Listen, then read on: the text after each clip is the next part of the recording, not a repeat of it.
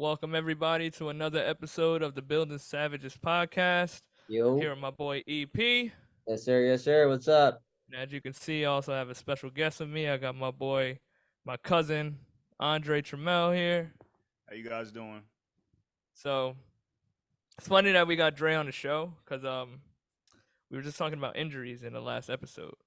Yeah, perfect time. Before we get there, almost messed up. Like, subscribe, notifications. I know EP was taking on the other end. Make sure you gotta get better on the intro. We gotta get better on intros. He's like, that's why we're gonna create the intro soon. We're just gonna pre-record it. We're just gonna get it right out the way. We suck at this. We're just gonna go ahead and pre-record it. Do all the liking, subscribing. You know this shit. Like I'm gonna you know how this goes, guys. Yeah, I'm gonna find you and all that shit if you don't do it. All of it. We'll finish out with it as well. But yeah, make sure you like, subscribe. Follow us on Apple Podcasts. Follow us on Google Podcasts, Spotify, YouTube, wherever you decide to listen to. We are available in all of the above here. So back to where we was going before. We got my boy Dre here. Our last episode, we actually talked about injuries. And it actually wasn't planned to have him follow up with this to talk about injuries because he had a severe injury from a freak accident that he's gonna tell us about. And this is actually a good follow through to what our conversation was last week in terms of the mental state, how to bounce back from injuries, and pretty much the whole shebang of how that goes. So I'm gonna let Dre take the floor and just give us a little backstory of what he experienced over the last couple of years. Yes, sir. Well, first I want to thank you guys for bringing me on. Follow you guys every time you guys put an episode out. Appreciate that. I don't know. Can you hear me? Yeah. You're a rookie with the mic, but we appreciate you coming. Yeah, the last time we did it, it was kind of like it was just different. But I got you. I got you. Yeah, you good, man. Yeah, but I tore both my patella tendons in 2018 of December. I was squatting at night. Going up for my last working set, I was hitting 405, and they pretty much just snapped on me. Got rushed to the ER. Guy pretty much told me, he was like, yeah, both your patella snapped. You're pretty much going to need surgery as soon as possible. Got the surgery done on that Sunday. Was in braces for about 3 months. Got out of them around, like, I would say March or April. Basically made a full recovery and then retore my right one in 2020 in September. Jesus Christ. Yeah. Damn. All right. Well, you definitely jumped the story a lot. Well, just take us through like that day of training leading up to it, what your programming looked like. Because you also had knee issues before that happened as well too. So just kind of give a little more overview. How could I put it? To be honest with you, I kind of pushed through the pain. I was feeling like knee discomfort in both my knees for about, that happened in 2018. I would say it started maybe 2012. So for the most part, it was something I just kind of dealt with. My training wise, it was pretty much just like the basic programming, squat, bench, deadlift.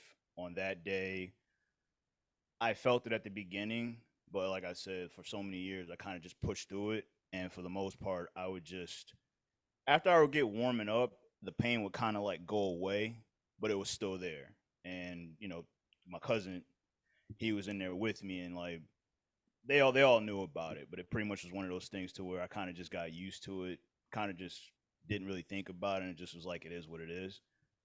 But, I gotta say, like, yeah, I mean, leading up to it, everything kind of felt normal. I would just say, like, the last warm-ups that I did do, something was telling me, like, I hit 365. It was like, all right, you're good. Just rack the bar. But in my mind, the way my thinking was back then, it was like, you know what? No, let me just hit 405, and then I'll drop the weight or just change everything. And like, I was actually prepping for a competition, but then I didn't get to do the 405, and it just happened. So Jesus. So, dude, Terrance, he said you were there, right? You were there when it happened? No, he was actually in a different state at the moment doing a workout. I'm more interested in your reaction to seeing that, because like, bro, I see that online, man. I'm shutting shit down. Like I'm never gonna fucking like I turn off my IG when I look at that. But it's interesting because like we talked about last week, nagging injuries can lead to like fucking chronic injuries or like that, like fucking freak accidents when you're just like a monster and you're pushing through some shit and you have the ego and then all of a sudden you're like, fuck. Like, and now you're in a huge setback instead of like actually doing the things that you needed to do before to actually not fall into such a setback. And then that shit happens, which is just wild. Congratulations on coming back from a full recovery and not being in braces forever. And I'm assuming that you're lifting currently and stuff like that. Yeah. Yeah. So perfect. Yeah, I'm pretty much for the most part back to normal. Okay. No real, nothing really bothers me. Actually, I'm honestly stronger than I was before I got hurt. So Okay. yeah. Here's a question before we go too deep. What after that, what lesson do you learn about training now? Like what's different now? Like now do you pay attention to the little nicks and ticks? Like what's the difference now from training now from back then? What's the biggest thing? Listening to my body. Like now, if anything feels a little bit off, I'll for the most part think like this one training day isn't going to affect my whole training cycle. So it's like if you maybe miss like the top set or just like if you're not feeling good, just back up a little bit. It's not the end of the world. Like back then I kind of had the I got to go hard every single time I step foot in the gym. So now it's pretty much like if I feel anything feels a little off, I feel a little if something doesn't feel right, you can come back next week. You know what I Okay. mean? So that's my mindset now. Okay. So my question would be, what what do you think led to some of the knee pains and obviously the injury getting to that moment? What are some things that you did differently after you got hurt? Because like what Evan said, with anything that's like nagging pain or chronic pain, that means there's from over time things that are, let's say, going wrong, and the pains are just kind of like the signs. They're just like the notifications to kind of let you know like there's something that's brewing here. And what do you think were some of the things that kind of led you to that moment?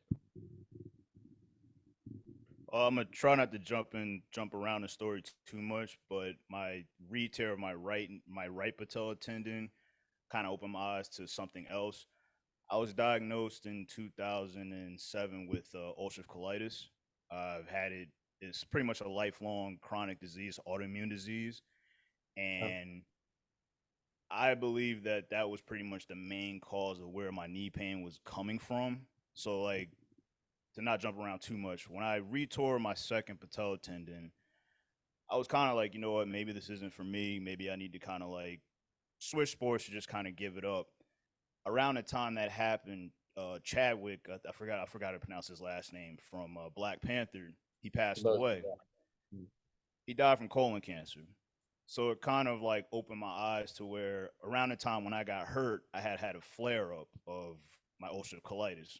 Not to get too like graphic, but when that happens, you have body fatigue, you have blood in your stool, you just you just don't feel right.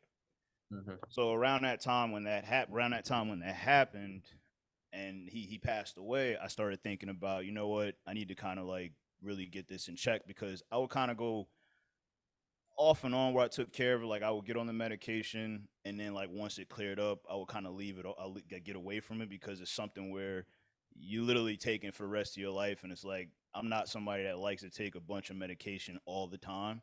Mhm. So like when that happened, I was like, you know, I got to take care of this. Got on the medication, and the knee pain went away. And it was kind of weird because T actually came in there and we started kind of doing some rehab stuff, and I was still having trouble with like my knees really bothering me, and all of a sudden it just went away. So it was like one of those things to where I was like what's going on here? And I started actually researching my autoimmune disease, and one of the side effects is joint pain. Mm. So I kind of started piecing things together, and I was like, well, this might have been coming from that because I never addressed it. Yeah. So it wasn't until I got hurt again that it really opened my eyes to not just look at like, okay, maybe this isn't a training issue, maybe it's just a body issue of something that you got going on. Mhm. So for Yeah. me, it was like a really I'm most people would think it's kind of weird to think of it this way, but I'm happy that it happened to me because it opened my Yeah. eyes to so many things. Yeah, it's an unfortunate situation to learn a lesson, and the way that I kind of, and in the last episode we talked about before, using injuries or like illnesses as lessons instead of thinking them as like issues, because then you can learn from it and then you can grow from it, and like you said, now like you're stronger than you ever been because you're taking care of what you need to take care of. Mm-hmm. There's a limit of where the ego comes aside, where like sometimes you need to be like, bro, I gotta push through this, like my knee's fine, whatever, like that. And then there's sometimes where you gotta be like, bro, like this is actually bothering me. Like, what is going on? What can I do to kind of address it? What do I do? Who do I need to talk to help? And what's a doctor gonna tell me that doesn't involve surgery that I can figure it out? Because obviously you tore two fucking like fucking patellas, you're gonna need surgery. But what are you gonna do before that shit? You know what I mean? So a lot of the lessons here is like, all right, like if something's going on, how serious is it? How long has it been going on? And what am I doing to address it to make it better? Because if it's not getting better, you're not doing anything for it, then I mean, God forbid something like that happens to somebody else. Yeah, I mean, because I being a fly on that wall, bro, I just would have fucking fell after seeing that shit, bro. God, just like picturing it in my head hurts my soul. No, that video was crazy, bro. It's Oh, you have a literally like video? Oh, don't there's a, send that yeah, shit to there's a me. video. Send that shit to me. No, that. Can you hear me on that? I have an Instagram. I'll after this is done, I guess I'll try to find you on there. But I have it on my No, Instagram. don't. Yeah, don't send it to me though. No. It's just there. It's just there if you ever get curious and want to see it. I'm just letting you know right now. I'm just letting you know. No, it's in my head right now. That's the best I'm gonna do. I see your face. I'm not seeing your knees. I'm cool. Not seeing your knees right now. Yeah, when I got that video, I was like, wow, it was crazy, man. It's your first reaction to something is to that is like, what happens next? You know what I mean? Like something That's it. so severe of that, and I'm not gonna describe the video, but and like I know Dre loves the gym, you know, so it's like your first thought process going through something like that is like, how do I get back to this thing that I love, you know? And there becomes like that mental challenge and that almost like a sadness that really comes with that, because like you feel like you're getting stripped away from this activity that you love to do so much. And what hurts even more is the thing that you love to do is what caused it, you Fair. know. But there's a thing to be said about having like a unhealthy relationship with moving and just like really ignoring signs, and that's something that's very common, especially in like young lifters. It's just because it's common that people are hurt and fucked up doesn't mean it's normal. Yeah, you're And I not. was You're, having like conversations like that in the gym today with some people, and I'm like, there's a lot of common things that go on that doesn't make it right. It doesn't make it normal. yeah. No, you're not. You're not fucking invincible. Like especially as you get older and stuff like that. Like those injuries that you leave nagging at 21. Like by the time you turn 30, like those are issues. Like there's so many people like I had low back issues at 21, and like at 30 they're like chronic now Yeah. because you can't do anything about it. So yeah, I'm now bringing that stuff up. I'm more interested to see like what switch flipped like into Dre like after, like I feel like obviously there's the huge sadness of like this shit going down, and it happens to a bunch of athletes, and especially like fucking watching Nick Chubb's knee get decapitated on Mm, Monday Night Football sucked dick. But I didn't see it. oh no, don't watch it, bro. Don't watch it. Like his knee went backwards. Yeah. Yeah, his knee was in God. his ass. His knee was in his ass. Holy So shit. yeah, he's gotta get two surgeries for that knee. Yeah, it's crazy. But anyway, Dre, like what did like he was about to ask when I really interrupted was what was that thought process like immediately after the injury, and then like how much PT did you go through, like what went through your head like throughout the whole process to like now? Honestly, when it first happened, it was shock. It was a lot of disappointment, and to be honest with you, it wasn't so much of it was the injury but it was the fact I had just moved down to Delaware, and I was just thinking about just life. You know what I mean? Like I couldn't work. I had me and my girlfriend at the time just moved down there, and it's like I knew a lot of things were just gonna be on her. Mhm. But far as like when it originally happened, far as like me and like thinking of like the gym, honestly, I was a little bit like happy. I know that may sound weird, but it was like it happened, and it's like it gives me a chance to actually like maybe restart and like do some things better now that I didn't do previously.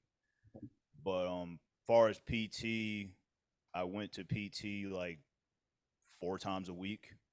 Mhm. It was maybe about an hour sessions when I did go.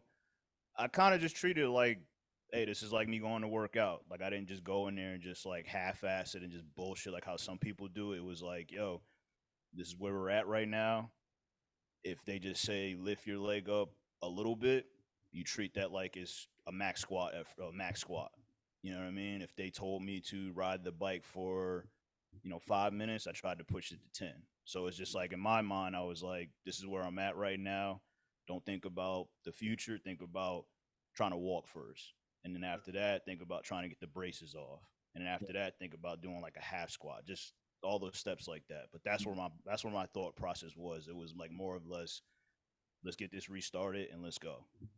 Yeah, it's an interesting concept to kind of think about of feeling happy to restart, and I think that that comes from like hardships in general. Like it's really hard for like people that don't deal with hardships to think that way. They think that's the end of the world. Mm-hmm. Like that just shows that right now, like that incident wasn't the hardest thing you ever had to go through, even though it sounds fucking horrible, which it does. But I also like the idea of like you not thinking so far ahead. And I think that's also a negative thing that a lot of people think. It's like, I want to think about just the end. Like, I want to be able to walk and squat 400 pounds again.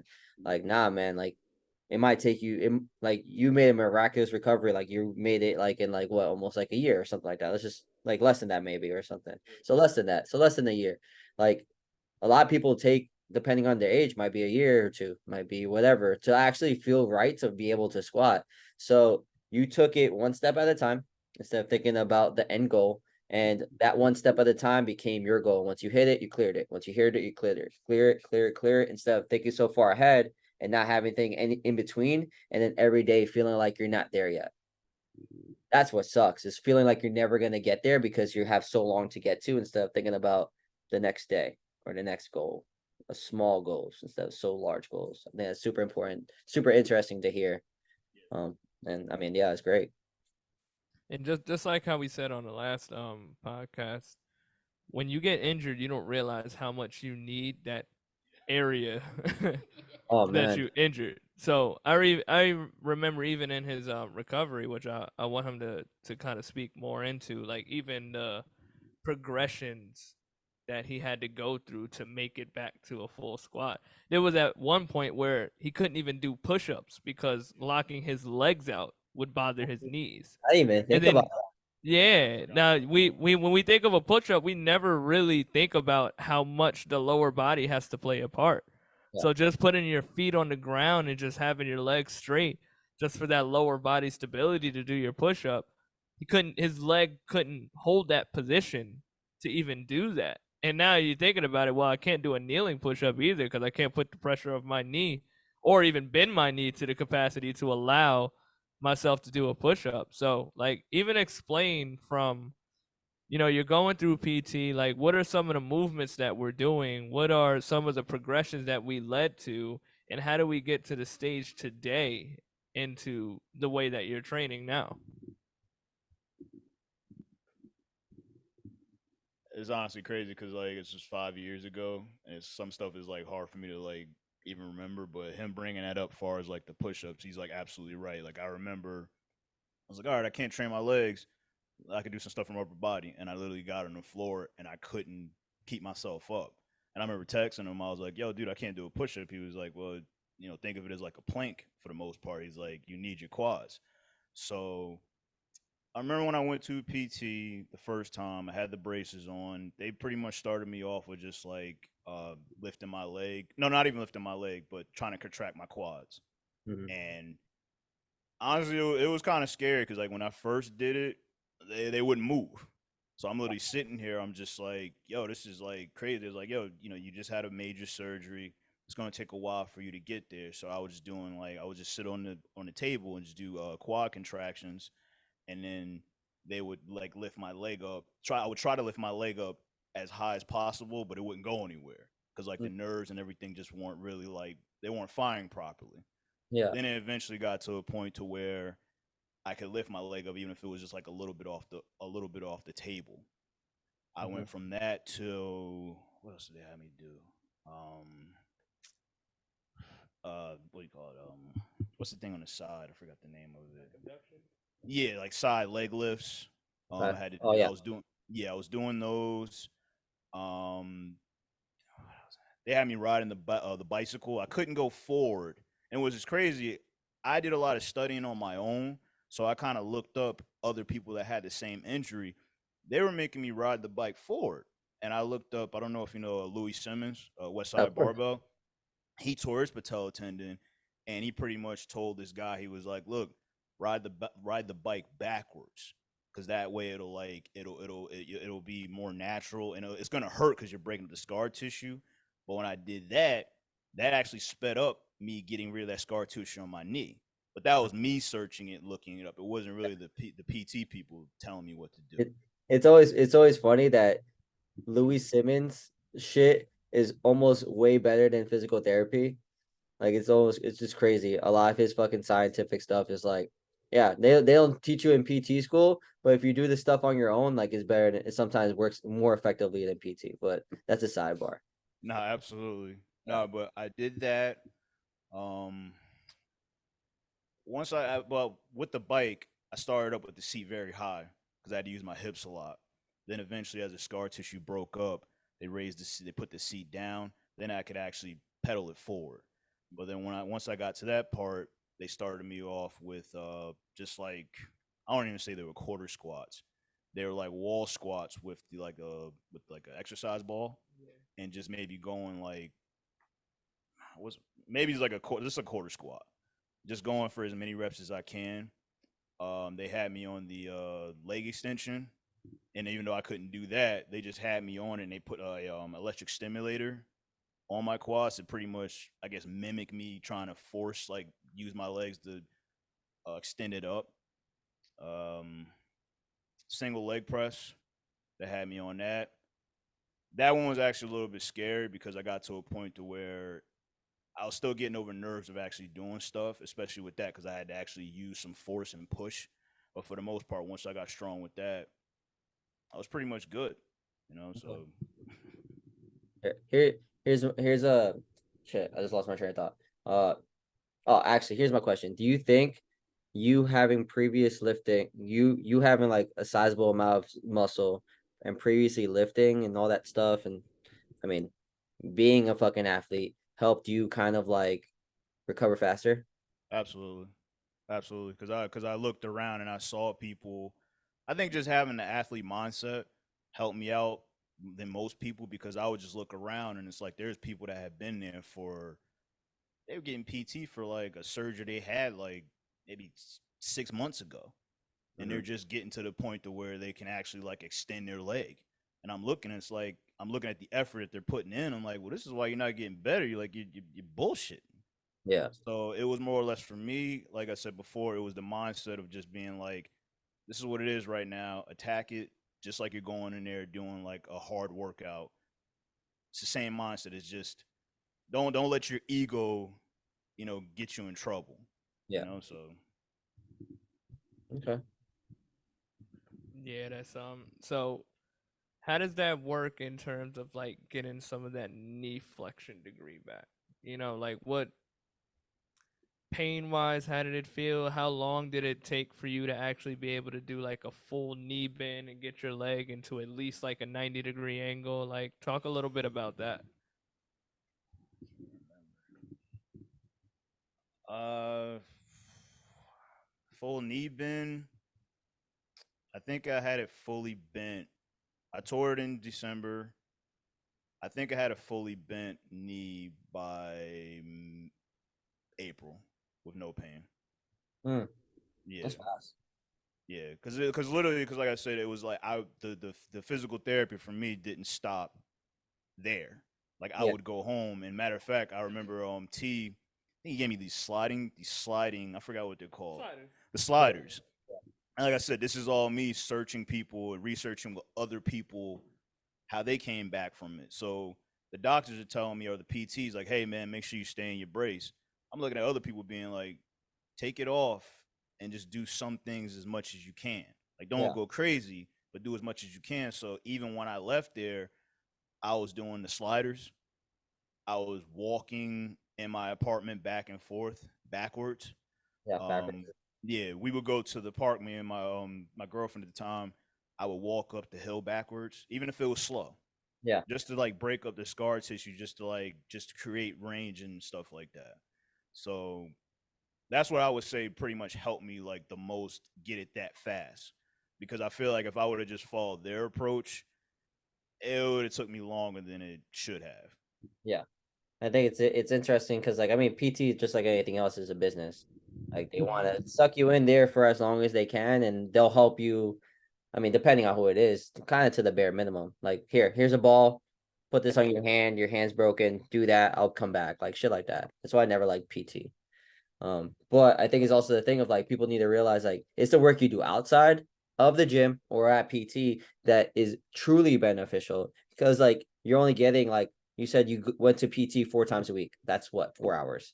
But you were doing an extra, let's say 10 hours of fucking doing something. You were walking, you were doing this, you were doing that, and all that movement healed. And we talked about your body doing a majority of of the stuff itself. All you gotta do is just fucking move it, and sometimes it just fucking works itself out because it needs to. Because what it's gonna do if you don't fucking do it, you're not gonna walk, and your body's like, all right, cool, I'm not gonna use my legs. And I don't know what like you said, bro, you'll be surprised what you can't do without your legs. And like what's amazing is what people don't have legs, what they can do without their legs. Mm-hmm.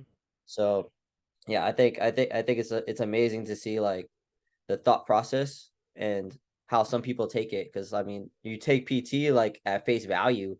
PT is just like, I mean, a couple bands here, a couple balls there, do a quarter squat, and then next week let's try to go like a quarter and 2 centimeters. Like, cool. Nah, man, I want to be able to do shit. Like, let's do that real quick. How do you do that? By doing more shit. Like, I don't think it's that hard. But I think people have a lazy mindset of let the professionals do their job instead of like me doing a little bit of the extra work to heal myself. Um, and I think the acquirement of knowledge of wanting to do more is only beneficial. It's just you just gotta have to fucking do it. So it's interesting to hear. It's cool. You hit that on the nail with the mindset of like, I'm gonna let the professionals do it, but it's like you have to help the professional at the end of the day. Exactly.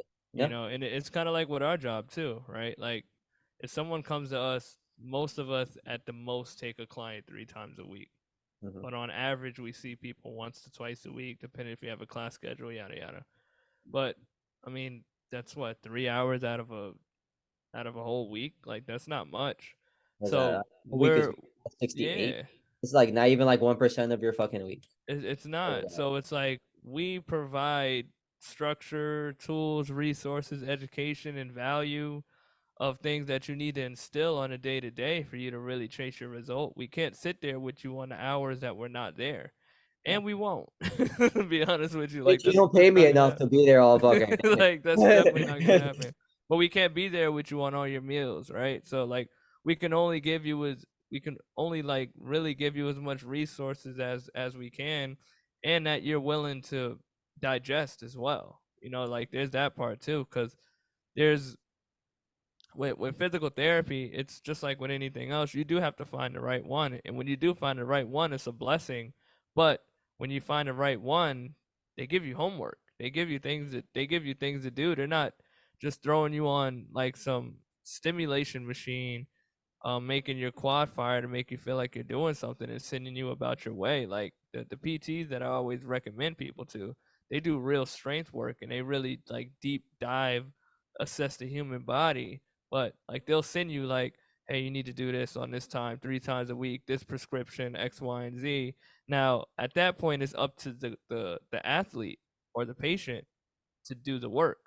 and now they come back in the next time and you're looking at it and it's like, I can tell you haven't been doing some of the work because I know what this recovery process looks like if you did. The conversations become different. The intent becomes different. Like when you're recovering from an injury, you got to want to recover from the injury. Yeah. Like that's a different mindset to really dig into where you're not just sitting around and just allowing pain and allowing like a loss of function to be regular for yourself. Like you're trying to change the body to become what it was or even better than what it was. Yeah. And you have this new outlook on yourself of an appreciation for even like, oh man, I really know how important it is to have my knees. So I'm gonna really build my body up, and I'm gonna make sure something like this doesn't happen to myself again. Mm-hmm. Yeah, I think this is why I don't call myself a trainer and I call myself a coach because, and this is one of my favorite books. It's called Coach to Coach, and the definition of coach is literally what a bus is. That's what a bus is. A bus is a coach, right? It takes you from point A to point B. We guide you from point A to point B.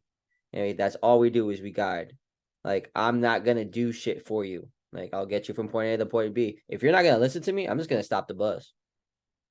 Literally, yeah. If you're not gonna do the extra work or you're not gonna put the incentives in, like I'll give you what my job is to guide.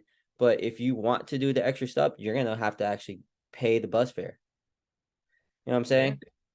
Every time you request, that's paying the bus fare. If you're not paying the bus fare by doing the works that actually gave you, bus is gonna stop. So making sure that as coaches we guide, we tell people how to get there, and we also pay attention to like the ones who don't, and making sure that they can take the advice and the criticism that comes with it also. Because like if you can't take the advice and the criticism, then how much can we really help you? for sure. Yeah, because it's always going to be a struggle, and that's our job, is to fucking help you through the struggle and guide you through the direction that you want to go to. And it's not going to be fucking nice. It can be, but usually isn't because some people don't listen, motherfuckers. Um, um, but yeah, we're getting a little sidetracked on the thing, but I think, yeah, I think handling injuries with the mindset of learning about the injury yourself, taking it away as a lesson instead of a detriment, and then having the goal of coming back stronger, but also making little goals along the way. Yeah, The important. the little goals along the way is a huge fucking thing.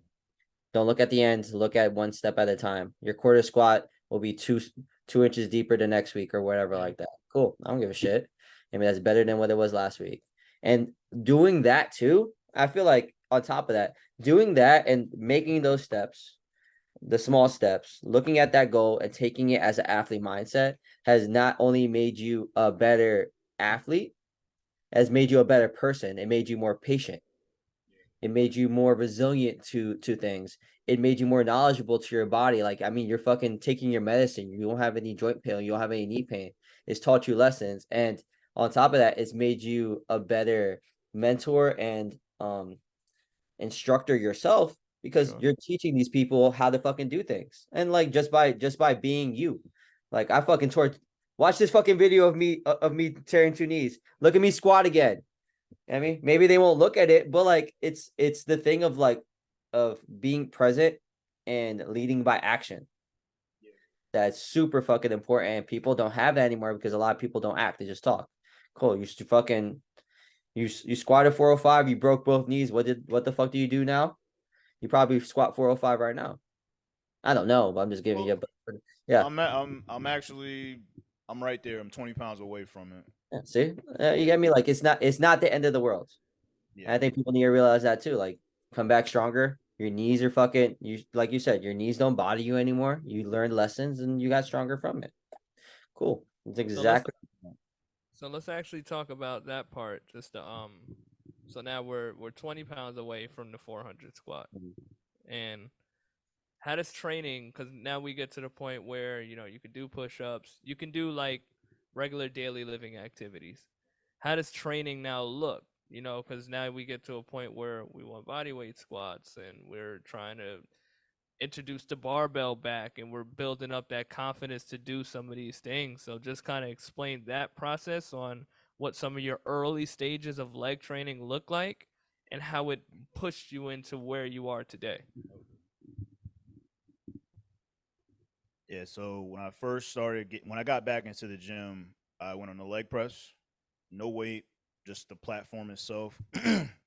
Went as deep as I could until I felt like uncomfortable, and So she just said.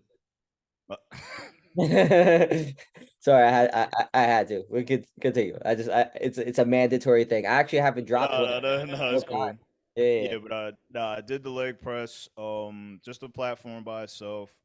I would say I started off like a 4 sets of 20, just getting the pump in. At the time when I first started, I couldn't really do leg extensions. Well, depending on the machine, so I would do leg extensions with ankle weights.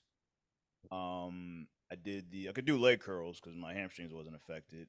Leg curls, calf raises, sled walks, just with the piece by itself, and then I would use like what I did in that workout and be like, okay, let's come back and let's try to add some weight. So it would be the platform, and next week I would maybe do 25 pounds on each side, then 45, and then to the point to where I was doing 3 plates on each side for reps.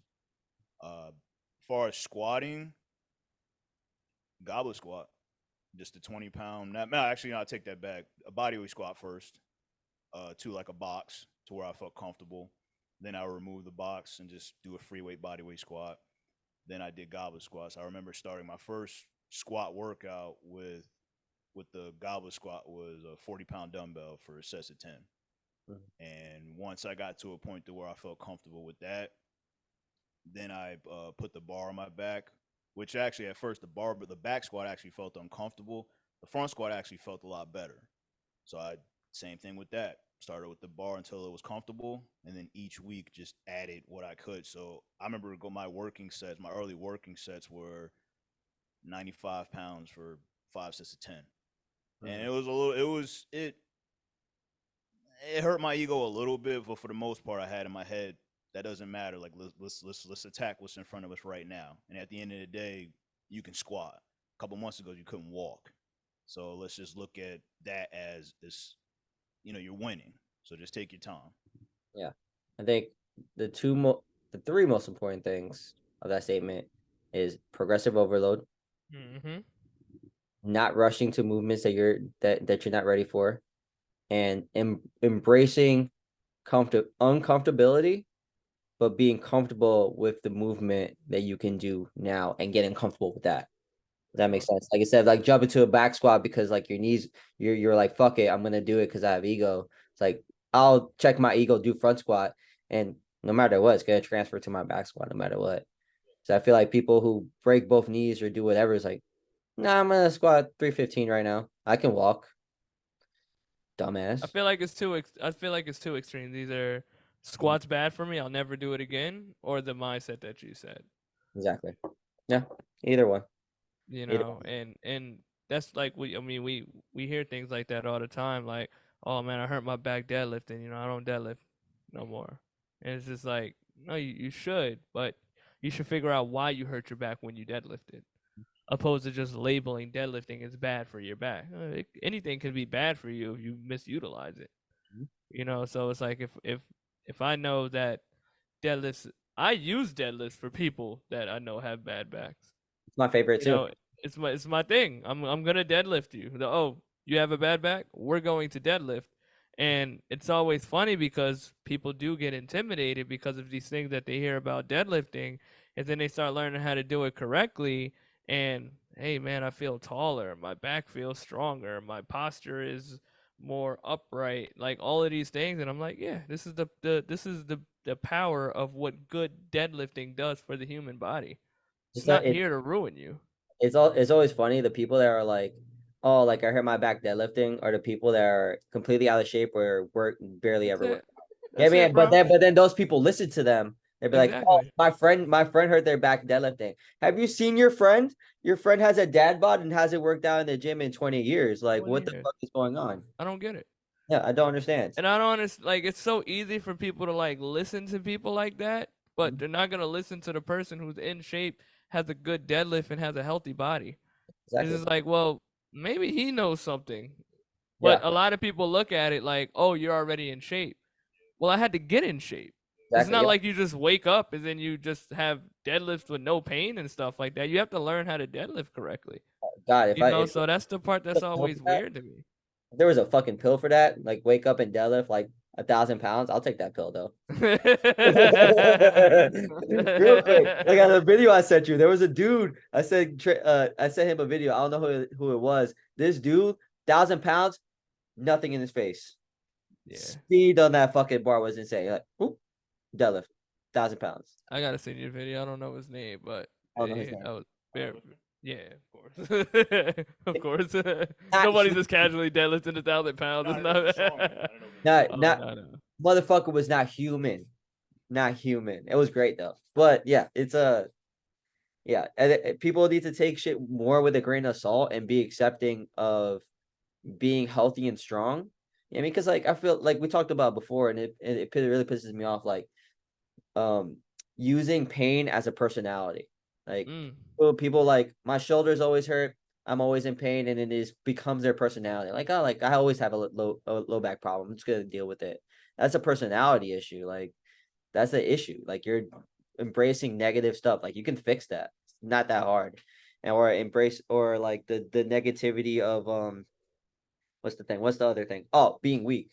Like Yeah, I hate that. Like it's okay to be weak. Like bro. that shit pisses me off. Like being constantly injured and being okay with being weak. Like I have like somebody in my class, like she won't go over like 2 plates on the sled, or like she can't pull a 45-pound plate off a sled. She's been in my gym for 2 years, and like I'm like, dude, like what are we doing here? Like, are you even training anymore? Like I don't understand. Like what are we doing? And it's one of those things where like I just can't kick people out of my gym because I'm not the boss. But like, um, it's just like if it's a struggle for you to do things by yourself, anything by yourself, like pick up 100 pounds or pick up something, there's an issue. You are Yeah. okay being weak and you're not doing anything about it.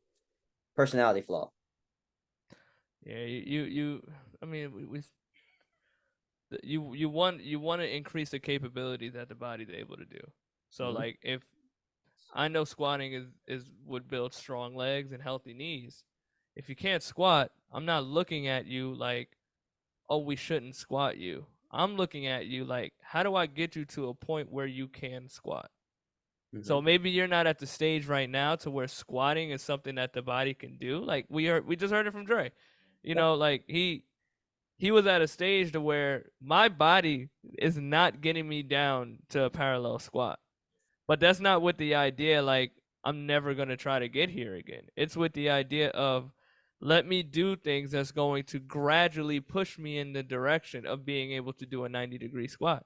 I talk about Pops all the time that I trained, the 70-year-old guy in the gym, and he has a mind state of wanting to be strong and wanting to be functional. So I got a 70-year-old man doing split squats, bro.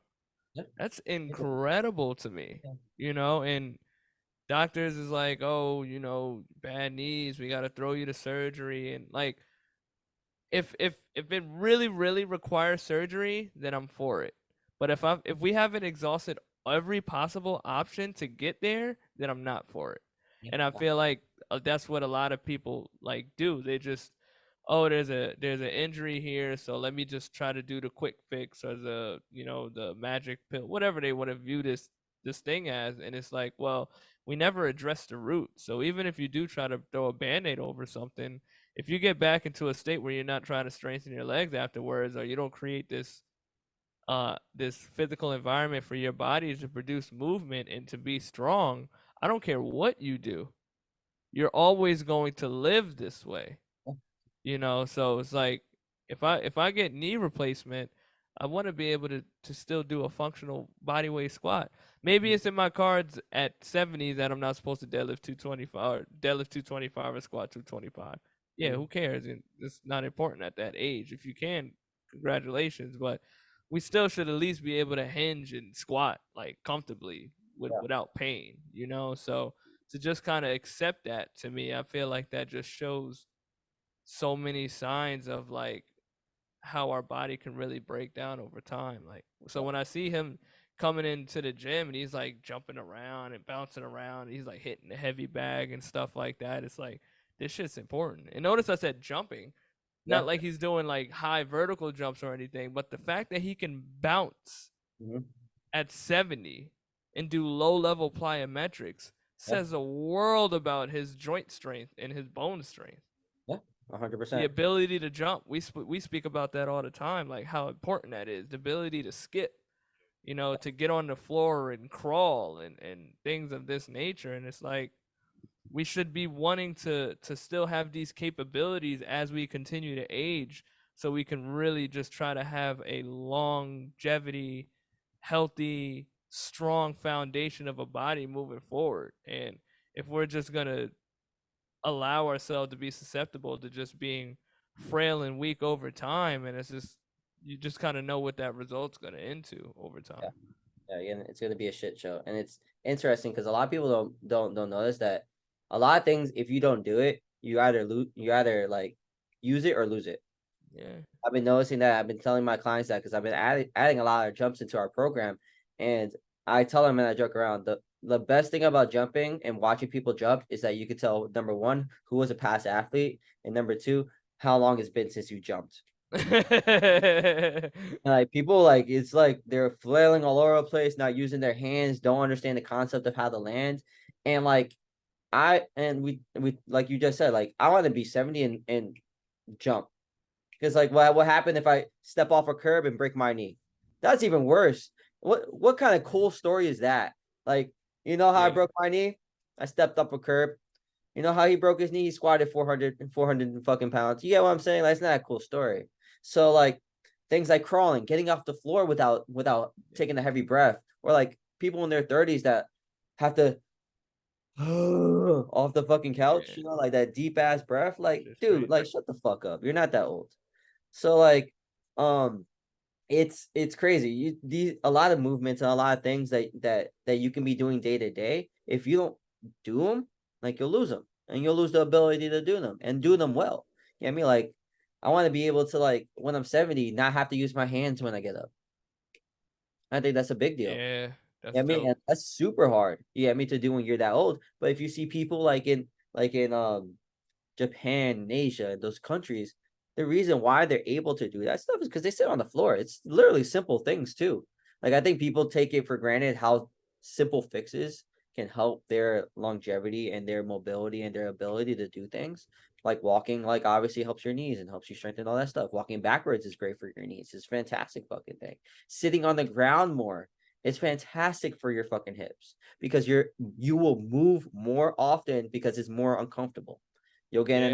1990. You'll crisscross your legs. You might lean to one side. You might do that. You'll move more often. And it's also, you have to stand back up. Mm. So it puts you in the depth in a deep squat position or whatever position. You stand right back up. Boom. Deep squat. You just squatted. And a lot of people don't get in this because they sit in a fucking high chair all day and then don't sit. And then their hips are tight because they're only at 90 degrees. So then when you ask them to go anything below 90 degrees, this is what my body knows because I don't know how to do other things. So a lot of simple fixes are like Terrance says, like fucking just sit down in a squat for like a minute. Use the wall. I don't give a shit. And I Yeah. mean, yeah, it's like that. It's literally not that hard. It's doing the stuff. And we talk about it before, like we guide and we tell you guys what to do and how to do it. We can tell if you don't do it. I mean, I can tell if you don't do it if you're constantly getting injured. Like if you're not, and you complain, you come in, if you come into my gym and every day there's something different that's going on or the same constant injury, and I give you stuff to do, I am expecting you to do it somewhere else. Because when you come to see me, we're lifting. I'm not coming, you get me? I have group classes. Like we're coming in here to lift. I'm not coming in here to baby. You know what I mean? Like do the stuff at home and it will help you do the stuff in here. Yeah. Do it at home. Well, man, I don't know what to tell you, man. It's not gonna get better. I'm telling you right now. It's not gonna get better if you don't do the extra stuff, the extra miles.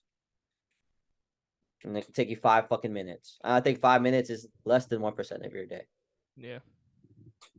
So for you, Dre, like how did it feel today? Like being able to consistently put a bar on your back every day, or squatting, and if anything, you're probably feeling like this is some of the best squatting that you've been able to showcase for a very long time. So I know that has to be a pretty good feeling. So just kind of explain like how training looks today, how you feel today, and also like what's the goal moving forward too. Honestly, before every squat workout, I pretty much thank God for just allowing me to be able to do this again. And like what you just said, like squatting after my injury, it feels amazing.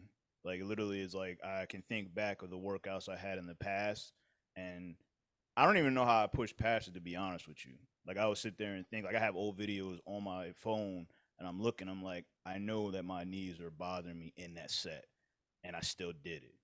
And now it's like I'm doing it now, and I'm like, to get done with a workout and not feel anything, like knee pain, and feel just soreness from just working out, it's amazing. And I'm just like literally thankful every single time I go in there. Like I look at training differently. Like it's really a privilege, and a lot of people don't realize it's like when you walk in there, no matter what kind of weight you're doing, like you could be squatting 225. Be happy that you're doing that, because if you ever get to a point to where it's taken away from you, it's not easy. Mhm. So for me, like I said, every time I step in there, it's just an amazing feeling. I mean, um, right now I'm actually taking a break from powerlifting for the most part. Just I had recently squatted 380, and I want to compete in December. So right now I'm just having some downtime where I actually went back to the gym for the first time and just doing like leg press, leg curls, and stuff like that. But for the most part, like the goal is by I would say the end of the year to have 405 on my back. Nice, man. That's awesome, bro. Now, what advice would you give to anybody who's dealing with an injury or, you know, recovering or even had past injuries or nagging pains? Like what would be your advice to them? Just take it one step at a time. Learn. Always be studying. Like to be honest with you, I would say the one thing that changed after me getting hurt, I don't look at like when I get little nicks and like get a little nicks and pains, I don't freak out as much. Like it honestly makes me actually become more obsessed to like learn about it and maybe be like, hey, why did this happen? Instead of just like throwing like a pity party like some people may do. But I would just say take your time. Always be thankful that you're in there because like I said, it can be taken away from you just like that. And yeah, that's pretty much it. You got any extra questions for Dre, EP? Nah, man, that was good, man. We appreciate you coming. And you were saying thank God for it. Thank yourself too, because you put in the work to do it. Don't forget about that too. You put in a shit ton of work to get back to where you are right now, and thank yourself because that was it's a great story, bro. I'm really happy that you came on, I appreciate you. Appreciate you, man. sir. Yeah, man. Good conversation for sure. So Dre wrapped that up pretty good for everybody, and more importantly, like you say, stay consistent too. I mean, we're gonna constantly say that, but that's always the root of something. Once you're in it, you know, stay consistent and stay committed. So you know exactly where you need to go, and you know exactly where you're trying to get. So Dre, we thank you again for coming on here and sharing your story. That's a perfect part two to our last episode talking about mobility and injuries. Funny how that worked out. We're getting too good at this. Getting too good at this, man. Getting Professional too good at this. podcasters. Yeah, we're gonna be famous soon. Yeah, Professional naming fucking podcasters. lights and shit. We're just too good at it. That's it, Nah, man. That's nah. it. We keep getting better, and even what we're doing here, just product of consistency and just seeing where all of this is coming together. So that leads me right into just thanking everybody for tuning in and checking in with the Building Savages podcast and the growth of what this has become. Make sure you like, subscribe, set your notification bells. Follow us on Apple Podcasts, Spotify, Google Podcasts, or subscribe to us on YouTube, whatever you prefer. Doesn't matter to us. We just appreciate your support. And if you don't, what are you gonna do, EP? I'm gonna find you. Bro, I'm gonna bring your cousin with me. We're gonna find you. We're gonna hunt you down, and I'll break one knee. He breaks the other, and then we'll have another person for a story. We're just getting guest stars by breaking fucking knees. On